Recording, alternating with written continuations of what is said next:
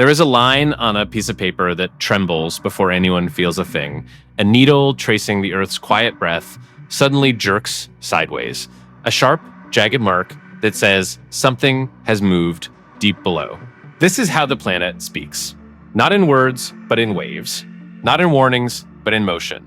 And on June 24th, 2026, that needle jumped 3 times in 3 different places within the span of a single day. First, in Northern California, just after sunrise, a magnitude 5.6 tremor, shallow and sudden, rattling the redwoods and the quiet towns nestled among them. Then, 13 hours later, in northwestern Venezuela, the Earth did not just tremble, it roared. 2 massive quakes, magnitudes 7.2 and 7.5, rupturing the same stretch of fault just 39 seconds apart. A double thunderclap that sent buildings swaying and people running into the streets. And then, before the day was done, off the coast of Japan, a magnitude 6.9 earthquake pulsed through the Pacific. A deep offshore reminder that the ground beneath the ocean is just as restless as the ground beneath our feet. 3 earthquakes, 3 continents, 7 hours that felt like a lifetime. When the maps appeared online, red dots flaring along the Pacific Rim, a phrase began to spread, quiet at first, then louder. The ring of fire is awakening. It was a phrase that carried weight that hinted at something ancient stirring, something beyond our control. But what if that phrase, compelling as it is, misses the deeper truth? What if the Earth is not awakening, but simply breathing, as it has for millions of years? And we are only now learning to listen. Some who felt the shaking that day would later describe it in terms that transcended science. They spoke of a force that humbled them, that reminded them of their smallness, that asked, without words, whether we have been good stewards of the ground we walk on. Others saw in the sequence a warning, a call to prepare, to build differently, to live more lightly. Still others saw only the indifferent mechanics of plate tectonics, a planet doing what planets do. Regardless of where one stands, the questions remain. What happens next? Are we repeating history? Have we learned anything from the quakes that came before? Are the warning signs appearing again, not in the sky, but in the very crust beneath us? This is not a story about the end of the world. It is a story about the world as it is. Dynamic, powerful, indifferent to our timelines, our borders, our plans. It is a story about 3 earthquakes, yes, but also about the people who felt them, the scientists who study them, the communities that must live with the knowledge that the ground is not as solid as it seems. It is a story about humility, about stewardship, about the quiet, persistent question that echoes through every disaster. Have we truly learned the lessons of the past? Tonight, we do not seek to sensationalize, we seek to understand. We listen not to fear, but to the Earth itself. We follow the data, the history, the human stories, and the spiritual reflections that arise when the ground moves. Because the line on the seismograph is more than a record of motion, it is an invitation to pay attention, to prepare, to reflect, to act. The Earth is speaking. The question is, are we ready to hear what it says next? At precisely 8:10 a.m. Pacific time, that silence was shattered in Northern California. The ground near Redwood Valley began to violently shake, sending seismic waves rippling outward from a point just 11 kilometers north of town. The earthquake registered a preliminary magnitude of 5.6. A moderate event by geological standards, but one that would expose vulnerabilities far deeper than cracked plaster and fallen bookshelves. The shaking was sudden, intense, and widely felt across a broad geographic area, extending from Humboldt County in the north through the North Bay regions and as far south as parts of Sonoma County. In those moments, as coffee cups rattled on countertops and pictures swayed on walls, thousands of people were reminded of a fundamental truth we so often forget. The Earth beneath us is not solid. It is alive, restless, and indifferent to our plans. But this was only the beginning. What happened next would transform a regional event into a global phenomenon, a day that would be etched into the collective memory of anyone who felt the ground move or watched the news unfold with growing concern. Just over 13 hours later, at 6:04 p.m. local time in Venezuela, the Earth would move again, this time with catastrophic force. A magnitude 7.2 earthquake would strike near the town of Umair. And then just 39 seconds later, an even more powerful magnitude 7.5 earthquake would rupture the same general area. Two main shock-sized events, less than a minute apart, in what seismologists call an earthquake doublet, a rare and devastating phenomenon that would unleash forces capable of bringing buildings down and changing lives forever.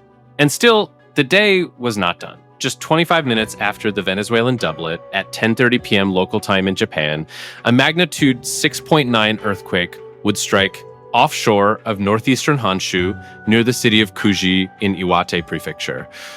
This event, while less destructive than its Venezuelan counterpart, would complete a trifecta of seismic activity that spanned 3 continents and occurred within a single 24-hour period. 3 major earthquakes, 3 different tectonic settings, 3 different communities forced to confront the raw power of the planet they call home. When news of these events began to circulate, when people saw the headlines and the maps showing the cluster of red dots along the Pacific Rim, a phrase began to spread through social media and news reports alike. The Ring of Fire is activating. It was a phrase that captured the imagination and the fear of millions, suggesting that something fundamental had changed, that the Earth itself was waking up in a coordinated assault on human civilization.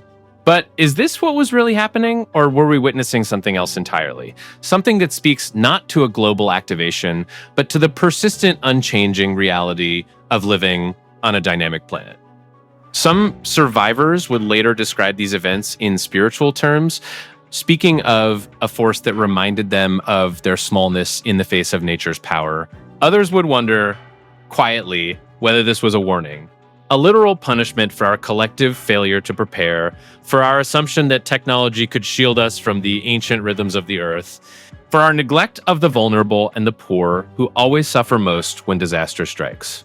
Whether one views these earthquakes through the lens of faith or the lens of science, the questions they raise are difficult to ignore. What happens when the water comes not once, but again and again? What happens when the warnings we received a century ago are the same warnings we are receiving today, only louder, more frequent, and painted in the stark colors of a changing world? Are we, despite all our technology and all our data, repeating the same mistakes? To understand what happened on June 24th, 2026, we must first understand the stage upon which this drama unfolded. We must journey to the edges of tectonic plates, to the places where the Earth is constantly being remade, where the very fabric of our planet is being torn apart and stitched back together, in a process that has been ongoing for millions of years. We must confront the reality that we have built our cities, our homes, our lives on ground that remembers every rupture, every shift, every moment of stress. And we must ask ourselves whether we have truly learned the lessons of the past, or whether we are simply waiting for the next reminder that nature always has the final word. The Pacific Ring of Fire is not a metaphor. It is a physical reality, a horseshoe-shaped belt of intense seismic and volcanic activity that encircles the vast majority of the Pacific Ocean, stretching from the southern tip of South America, up the western coast of North America, across the Aleutian Islands, down through Japan, the Philippines, and Indonesia, to New Zealand and the islands of the South Pacific. This region is responsible for approximately 90% of the world's earthquakes and hosts about 75% of its active volcanoes. It is a place where the Earth is constantly in motion, where tectonic plates collide, diverge, and slide past one another in a slow, relentless dance that has been ongoing for millions of years. The Ring of Fire's activity is a direct consequence of the movement and interaction of Earth's tectonic plates. Most of its seismicity occurs at convergent boundaries, where denser oceanic plates dive beneath lighter continental or other oceanic plates in a process called subduction. This subduction generates immense friction and pressure, leading to massive megathrust earthquakes and causes melting in the mantle, which fuels volcanic arcs that rise like sentinels along the edges of continents. But the Ring of Fire is not a single monolithic entity. It is a complex mosaic of different plate boundaries, including transform faults like the San Andreas, where plates slide horizontally past each other, and divergent boundaries like the East Pacific Rise, where plates move apart and new crust is formed. When people speak of the Ring of Fire activating, they are invoking a powerful image, one that suggests a coordinated, system-wide awakening of tectonic forces. But this narrative, while compelling, is a significant oversimplification that misrepresents the underlying geophysical processes. The claim conflates localized stress release with a hypothetical global phenomenon, ignoring decades of established plate tectonic theory and the well-understood mechanics of earthquake occurrence. Each earthquake on the Ring of Fire is the result of localized stress accumulation and release along its own specific fault system, governed by the principles of plate tectonics operating independently in each region. The fact that 3 major earthquakes occurred on the same day is statistically unusual, but it does not signify a change in the long-term global rate of large earthquakes or a coordinated activation of the entire system. To understand the events of June 24, 2026, we must look at each location individually, at the specific tectonic settings that made these earthquakes possible. In Northern California, the earthquake occurred in the Mendocino Triple Junction, a globally unique and exceptionally hazardous convergence zone where 3 of Earth's major tectonic plates meet: the Pacific Plate, the North American Plate, and the small Gorda Plate. This is California's most seismically active region, a complex 3-dimensional puzzle of grinding plates, fractured crust, and concentrated seismic energy. The earthquake struck on or near the Macama Fault, a significant strike-slip fault system that is recognized as the northern extension of the Hayward-Rogers Creek fault system, which runs through the densely populated San Francisco Bay Area. In Venezuela, the situation was different. The earthquake doublet occurred along the diffuse onshore boundary between the Caribbean and South American tectonic plates, part of the broader Caribbean-North America plate motion system. This boundary is characterized by strike-slip faulting, where the crust on either side of the fault moves horizontally in opposite directions. The San Sebastian fault system, which runs through northern Venezuela, is one of the major structures accommodating this plate motion. The region has a history of destructive earthquakes, and the June 24th doublet was a stark reminder of the ongoing hazard posed by this complex plate boundary. In Japan, the earthquake occurred in one of the most seismically active and well-studied regions on Earth. The event struck offshore of northeastern Honshu in the Pacific Ocean off the coast of Iwate Prefecture. This is a subduction zone where the Pacific Plate is diving beneath the North American Plate, or more precisely, the Okhotsk Plate, which is sometimes considered a separate plate or a microplate within the North American Plate. The earthquake was an intraplate event, meaning it occurred within the subducting Pacific slab itself, rather than at the interface between the 2 plates. Such events are common in subduction zones and reflect the internal deformation and fracturing of the cold, dense oceanic plate as it sinks into the mantle. The fact that all 3 events occurred along the broader Pacific Ring of Fire is geographically accurate, but it is also somewhat misleading. The Ring of Fire is so large, so encompassing, that it includes a significant portion of the world's seismicity by definition. To say that earthquakes are happening on the Ring of Fire is a bit like saying that rain is happening on Earth. It is true, but it does not tell us much about whether the rain is unusual or whether it is part of a larger pattern. The events of June 24, 2026 were significant, but they were not evidence of a global activation.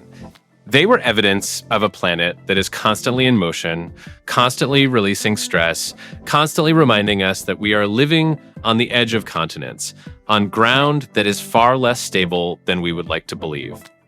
Some would see in these events the hand of a creator who designed a world of breathtaking intricacy, a world that demands our humility and our stewardship. Others would see in them the indifferent workings of physics, a universe that operates according to laws that do not bend to human will. Regardless of one's perspective, the questions remain. Have we built our communities in places that nature repeatedly tries to reclaim? Have we mistaken our engineering prowess for mastery over the natural world? What lessons are we refusing to learn from the ground itself? The earthquakes of June 24, 2026 were not a punishment, but they were a reminder. A reminder that we are vulnerable, that we are fragile, that we are dependent on forces beyond our control. And perhaps in that reminder, there is an opportunity to learn, to change, to build a future that is more resilient, more humble, more in harmony with the natural world. The chronology of June 24, 2026 begins not with the first earthquake, but with the weeks and months of background seismicity that preceded it. The constant low-level rumbling of a crust under stress. In Northern California, the Mendocino Triple Junction region had been experiencing frequent small tremors, a sign that the Earth was restless. That stress was accumulating along the complex network of faults that crisscrossed the region. On June 18, a magnitude 2.8 earthquake occurred close to Redwood Valley. Earlier in the month, on June 11, a smaller magnitude 2.1 quake was recorded 8 kilometers southwest of Redwood Valley. And on June 14th, a magnitude 1.0 event occurred just 3 kilometers southeast of the town. Throughout March and June, numerous other minor quakes were recorded, demonstrating that the area is seismically active, even without major events. More significantly, on June 3rd, 2 moderate earthquakes struck off the Northern California coast before dawn, with magnitudes of 5.7 and 5.2, followed by a 4.5 aftershock. These events, occurring about 100 miles west of Crescent City, were a reminder that the region was capable of producing significant shaking, that the stress accumulated along the plate boundary was being released in bursts, some small, some larger. And on June 23rd at 6:32 p.m., the region experienced a magnitude 4.2 earthquake, located 14 miles southwest of Clear Lake, near the Lake and Sonoma County border. This event, along with subsequent magnitude 3.9 and 2.5 quakes in the same area, suggested a localized increase in stress that could have influenced the larger system. Then, at precisely 8:10 a.m. Pacific time, on Wednesday, June 24, 2026, the main shock arrived. A preliminary magnitude 5.6 earthquake struck the region, its epicenter pinpointed at 39.362 degrees north latitude and 123.290 degrees west longitude, approximately 11 kilometers north of the town of Redwood Valley in Mendocino County. The focal depth was exceptionally shallow at 8.1 kilometers, though other reports cite it as 8.8 kilometers. This shallow depth is a critical factor, as it significantly amplifies ground shaking intensity at the surface, increasing the potential for damage even at a moderate magnitude. The earthquake was centered within the complex Mahakama fault zone, a significant strike-slip fault system in the region. The shaking was sudden and intense enough to be felt over a vast area, from Humboldt County in the north down to the North Bay, prompting immediate reactions on social media and from residents. Within seconds of the main shock, California's earthquake early warning system, Shake Alert, issued alerts via apps like MyShake and wireless emergency alerts to many residents in the path of the shaking waves. However, the accuracy and timing of these alerts became a subject of immediate controversy, with some users reporting that the alerts were incorrect or came too late to be useful. Moments after the main shock, the aftershock sequence began. A smaller, but still notable earthquake of magnitude 2.5 struck shortly thereafter in the vicinity of Redwood Valley, registering as a significant jolt to a community already reeling from the initial shock. By 8:57 a.m., news organizations were broadcasting headlines such as "Strong earthquake strikes near Redwood Valley, rattles North Bay." Social media platforms exploded with user-generated content, with individuals sharing their personal experiences, videos of swaying objects, and photos of minor damage like fallen shelves or cracked plaster. This digital pulse of information provided a real-time barometer of the event's perceived impact across different communities. Concurrently, emergency services and county authorities began mobilizing. Mendocino County's official emergency information channels, such as mendoready.org, started updating their maps and site with important notices, including potential road closures and shelter locations. The California Governor's Office of Emergency Services officially began its monitoring of the situation, preparing for a possible escalation, and coordinating with local jurisdictions. Reports of critical infrastructure impacts began to emerge, most notably the loss of power at 2 local hospitals, which were forced to switch to backup generators, a sign of both a failure and a functioning contingency plan. The shaking was widely felt across a broad geographic area, extending from Humboldt County in the north through the North Bay regions and as far south as parts of Sonoma County. This widespread perception underscores the potency of the shaking generated by a shallow magnitude 5.6 event in a populated part of the state. Despite the lack of immediate fatalities, officials in Humboldt County acknowledged that some damage had occurred to buildings and local infrastructure. Specifics regarding the nature and extent of this damage, such as collapsed structures, landslides, or utility line ruptures, are still being assessed and have not been fully detailed in the available sources. For 13 hours and 54 minutes, the Earth was quiet, or at least as quiet as it ever is in a seismically active region. Then, at 22:04 UTC, which corresponded to 6:04 p.m. local time in Venezuela, the silence was shattered once again, this time with catastrophic force.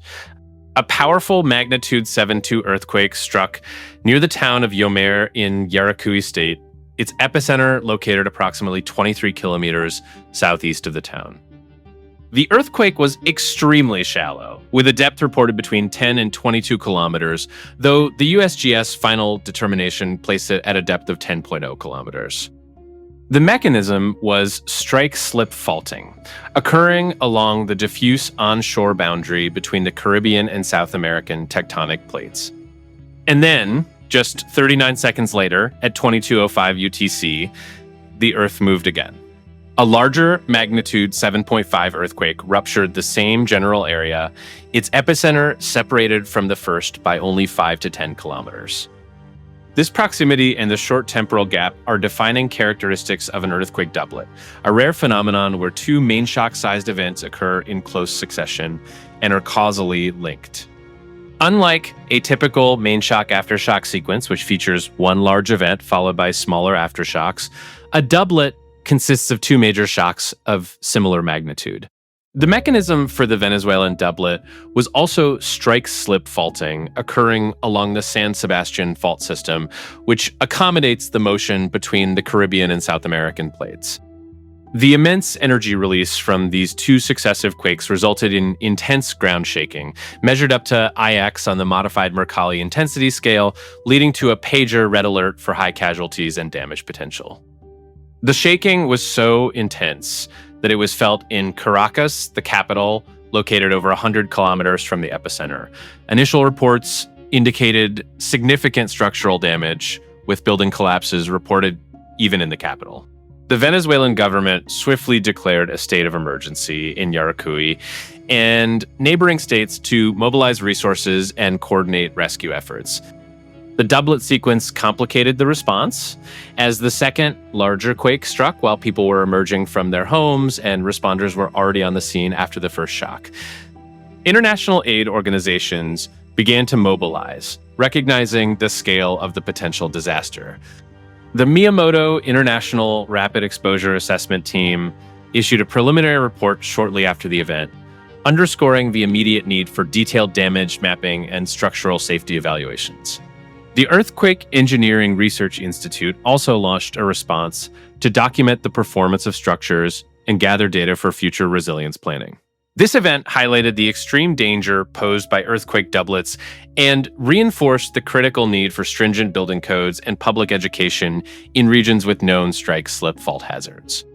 And still, the day was not done. Just 25 minutes after the Venezuelan doublet at 22:30 UTC on June 24th, 2026, which corresponded to 0030 JST on June 25th in Japan. A strong magnitude 6.9 earthquake struck offshore of northeastern Honshu. The epicenter was located approximately 30 to 35 kilometers east-northeast of the city of Kuji in Iwate Prefecture, placing it in the Pacific Ocean off the coast.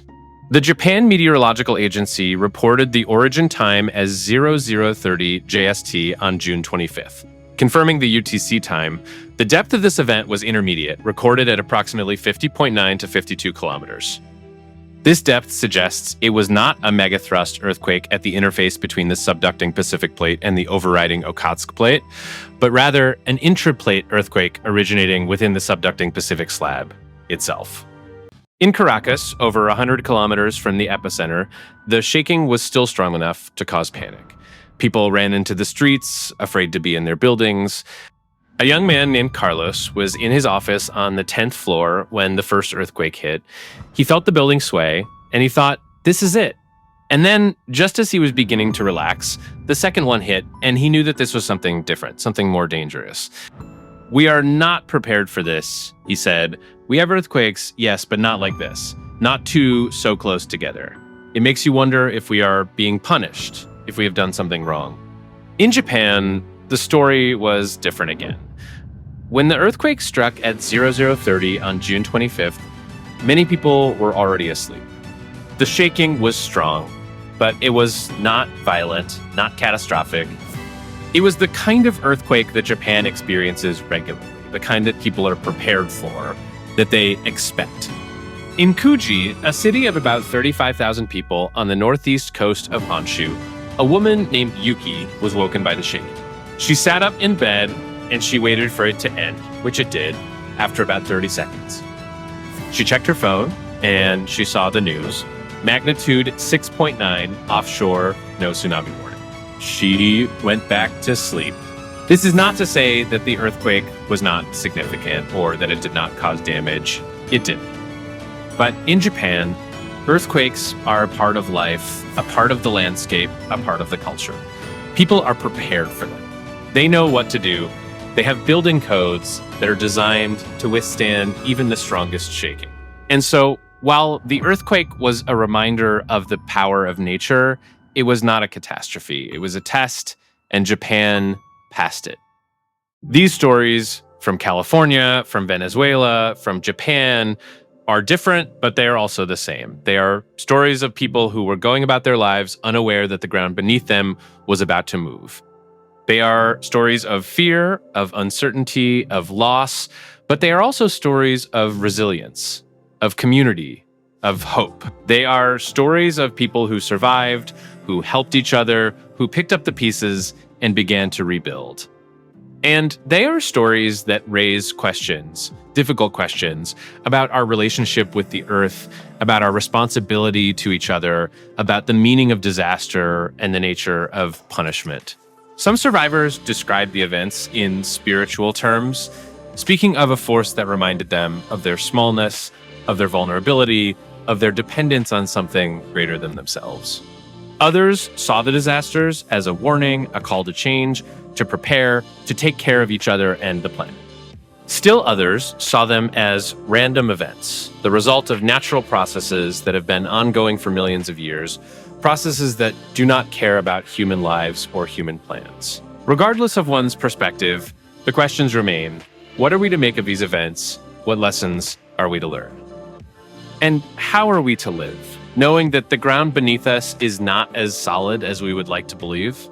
To understand the earthquakes of June 24, 2026, we must delve into the mechanics of plate tectonics, the scientific framework that explains the movement of the Earth's crust and the occurrence of earthquakes. The Earth is not a solid, static sphere. It is a dynamic, living planet composed of layers that move and interact in complex ways. The outermost layer, the crust, is broken into large pieces called tectonic plates, which float on the semi-fluid mantle beneath. These plates are constantly in motion, moving at rates of centimeters per year, driven by the heat from the Earth's core and the convection currents in the mantle. The boundaries between these plates are where most earthquakes occur. There are three main types of plate boundaries: convergent boundaries, where plates move toward each other, divergent boundaries, where plates move apart, and transform boundaries, where plates slide past each other horizontally. Each type of boundary produces different kinds of earthquakes, with different characteristics and different levels of danger.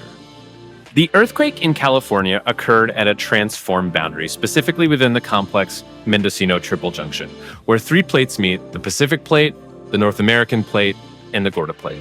The Pacific Plate is moving northwest relative to the North American Plate, and the Gorda Plate is being subducted beneath the North American Plate. This creates a zone of intense deformation and concentrated seismicity, where stress accumulates along multiple fault strands and is released in earthquakes of various magnitudes. The June 24th event was a strike-slip earthquake, meaning that the crust on either side of the fault moved horizontally in opposite directions, consistent with the regional tectonics where the Pacific Plate and North American Plate grind past each other. Earthquakes happen for various reasons, influenced by their depth, location, and the type of plate boundary involved. Shallow earthquakes, like those in Venezuela and California, cause stronger shaking because seismic waves have less distance to travel. Deeper earthquakes, like the one in Japan, result in less intense shaking. The Venezuelan earthquake occurred at a continental transform boundary, where plates slide past each other, a process involving strike-slip faulting. A rare doublet, two large earthquakes occurring close together, was explained by stress transfer and dynamic triggering, where the first quake's rupture and seismic waves hastened the second. Intense shaking in Venezuela caused significant damage, especially in populated areas. Japan's earthquake was an intraplate event within a subducting slab, not at the plate interface. Its intermediate depth and offshore location, combined with strict building codes, limited damage and prevented a tsunami. Intraplate earthquakes typically don't generate tsunamis because they don't cause significant seafloor displacement. Understanding these different earthquake types is crucial for assessing seismic hazard. Shallow strike-slip quakes can cause intense shaking, while deep intraplate quakes are felt but cause less damage. Megathrust earthquakes, though not occurring on June 24, 2026, are the most dangerous, capable of causing both intense shaking and tsunamis. Plate tectonics helps understand where and how large earthquakes can be, but predicting their exact timing and magnitude remains a challenge. This uncertainty highlights our limited control over natural forces and emphasizes the need for better science, engineering, and preparedness. Earthquakes are a natural part of living on a dynamic planet, requiring adaptation and mitigation. While earthquakes are natural tectonic events, their impact is increasingly amplified by climate change. Rising sea levels, driven by ocean expansion and melting ice, allow storm surges and tsunamis to penetrate further inland, increasing damage. Changes in the hydrological cycle, with more intense rainfall, can lead to floods and landslides that interact with seismic hazards, weakening structures or triggering secondary events like landslides. California's whiplash effect of droughts followed by intense rain can cause ground cracking and subsidence, exacerbating seismic risk. Disappearing wetlands reduce natural buffers against storm surges and tsunamis. Extreme weather events can damage infrastructure, making it more vulnerable to earthquakes, a phenomenon known as compound risk. Warming oceans fuel more intense storms, and the melting of glaciers and ice sheets alters crustal stress fields, potentially influencing earthquake likelihood. These interactions show that the impacts of natural disasters are not static, but are changing due to human activities altering the climate. This necessitates adapting disaster risk reduction strategies to include climate change adaptation. When earthquakes strike, people often turn to faith for answers, seeking meaning in the chaos. Some view earthquakes as divine punishment for humanity's sins, a reminder of our stewardship and accountability. Others see them as warnings, urging a call to change and prepare, emphasizing resilience and action. Scientists, however, explain earthquakes as natural processes of tectonic plate movement, independent of human actions or morality. Regardless of perspective, these events raise profound questions about our relationship with nature, our responsibility to future generations, and the limits of human knowledge. Answers may be found through faith, science, or a combination of both. The June 24, 2026 earthquakes served as moments of reckoning, forcing confrontation with vulnerability and dependence on forces beyond control. What happens next is the lingering question. These earthquakes are data points in an ongoing geological story. Regions like the Mendocino Triple Junction, the San Sebastian Fault System in Venezuela, and Japan's subduction zone remain active and capable of larger events, as historical records show. The focus is on when, where, and how large the next earthquake will be. The ultimate conclusion is that we cannot control earthquakes, but we can control our response. Choosing to prepare, invest in resilience, and learn from the past are human, moral, and spiritual choices about the future we want to build. These earthquakes remind us that we control ourselves, our preparations, responses, and attitudes, determining whether we view disaster as punishment or a lesson, tragedy, or opportunity. The silence before the earthquake is a precious time to prepare, reflect, and act, ensuring a resilient future. Have we truly learned the lessons of the past? The earth is still moving, the plates are still shifting, the stress is still accumulating, and one day it'll be released again in ways we cannot predict, at times we cannot know. This is the reality of living on a dynamic planet. But uncertainty is not the same as helplessness. We may not know when the next earthquake will strike, but we know that it will. We may not know how large it will be, but we know it could be large. We may not know where the rupture will occur, but we know it could be anywhere along the complex fault systems that crisscross our world. This knowledge is not a cause for despair. It is a call to action. It is a reminder that preparation is not optional, that resilience is not automatic, that stewardship is not a burden, but a privilege. We can strengthen our buildings, we can update our infrastructure, we can improve our warning systems, we can educate our communities, we can plan for the worst while hoping for the best. These are not easy tasks. They require resources, political will, public support, but they are necessary tasks if we are to survive the next earthquake, if we are to protect our children, if we are to be good stewards of the land we call home. And perhaps in the process, we will learn something deeper about ourselves. Perhaps we will learn that we are not separate from nature, but part of it.